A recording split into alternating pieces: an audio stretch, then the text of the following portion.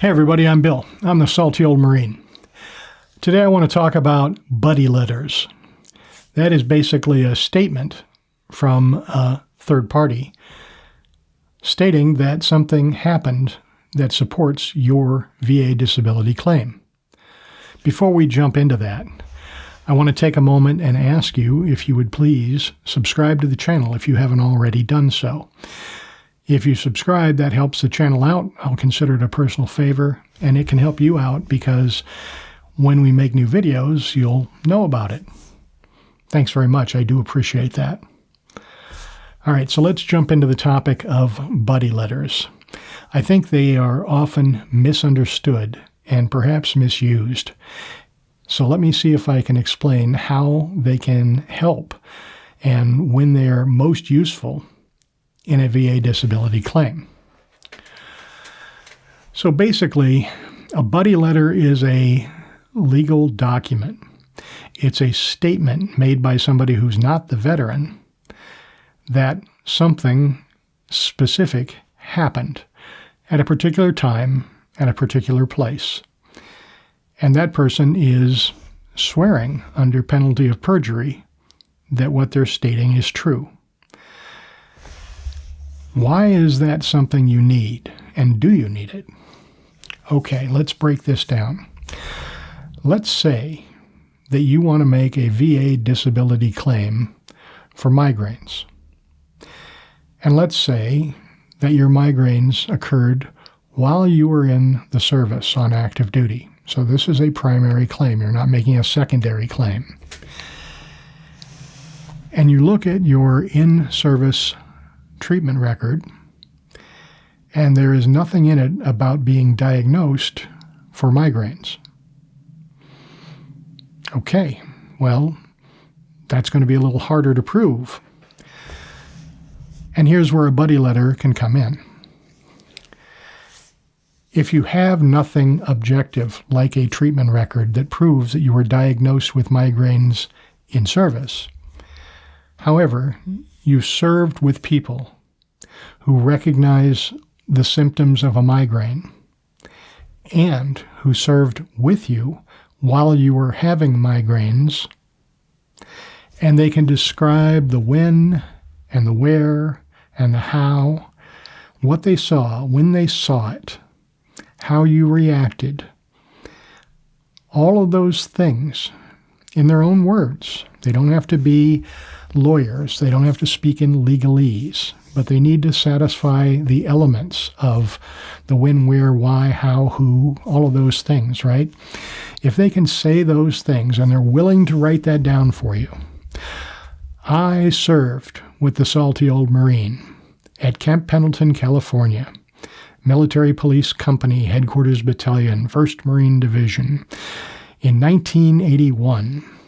In January, I was serving with the salty old Marine, and I saw him complain that he was having blurry vision. And then he proceeded to explain that he had a horrible, horrible headache. And it reminded me of what I've heard described about migraines. And I watched him go from being effective on-duty Marine MP to being curled up in a puddle and basically having to be towed from his duty station back to his rack, where he then spent the next 24 hours holding his head and moaning in pain. And our corpsman came by and gave him a couple of Motrins and some fresh socks. And I saw this happen on more than one occasion. So in my opinion, the salty old Marine was suffering from migraines, and I hereby swear that my statement is true. That's a buddy letter. Now, will the VA say, okay, we believe you now? Maybe and maybe not. The VA puts some serious store in what your fellow veterans said about you. Maybe it's your wife. Maybe you're claiming sleep apnea, but you weren't diagnosed while you were in service. You were married, though, and you're still married. And your wife says, hey, I remember sleeping next to the salty old Marine while he was still on active duty. Every night he would snore heavily and then he would stop breathing. He would wake up gasping. All the symptoms that I know to be called sleep apnea, he had. And he did this night after night after night. And I urged him to please go get a sleep study. Please go see a doctor, do something about it. And he just refused, but he kept having all these symptoms. And that was the when, that was the where, that was the who, that was the what. And I swear under perjury that this is true. And your spouse signs it. Again, does that mean the VA is going to go, oh, okay, we believe you now? No, it doesn't. But it goes a long way. That's what a buddy letter can do. As part of a fully developed claim, it can be very powerful. I had a buddy letter recently. I was filing a claim for migraines. Now, I was not claiming that I had migraines while I was on active duty. I was claiming them as a secondary claim, so secondary to my PTSD. However, one of the elements of migraines is showing how they make you completely prostrate at work and unable to basically earn a living. So, as it turns out, my migraines were basically weekly, and they were very, very severe to the point that when I started getting the wavy lines in my eyes, I knew I had about 20 minutes to find a quiet, dark place to lie down, and it was going to wipe me out. I was going to be utterly and completely incapable of doing any work until it passed enough for me to kind of stagger out and go home. Well, I had a coworker who sat next to me, and she saw this all the time. We talked about it. She knew that it was migraine. She had friends in her family that had migraines. And when I started to get an attack coming on, she would actually help me get to a quiet conference room where I could put my head down and turn out all the lights and wait for it to pass. And then, I'd go home for the day. And she was willing to write this down in a buddy letter. It was fantastic. I sincerely appreciated her doing this. But I believe that helped me tremendously in my claim in showing that my migraine disability rose to the level of 50%. And that's what has to be proven. That economic inadaptability is what has to be proven for a 50% disability rating.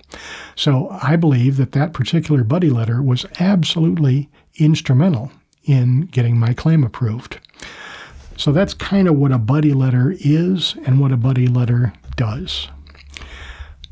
Your buddy, whether it's your spouse, coworker, somebody you served with while you're on active duty, they're not doctors, they're not lawyers, well, typically, right? So they're not qualified to diagnose you. What they're qualified to do is to state what they saw, what they heard, what you said, how you reacted, what you told them you were going through, what you told them you felt, and what actually happened. They're witnesses, they're observers, and they are qualified, according to the VA, to tell the VA all of those things. The VA will then take that information and use it to help make their determination. If they believe that is truthful, accurate, and helps them reach that decision, then that's going to work in your favor. I can't claim that that's always going to be the case. But in general, if you can get a buddy letter, get a buddy letter. If you can get a bunch of them, get a bunch of them. The more information you can produce to tend to prove that what you say happened, the better it's going to be for your claim. So that's what I have to say about buddy letters. I hope you found this useful. Please like, share, subscribe. Leave a comment. This is Bill. I am the salty old Marine. As always, have a great day.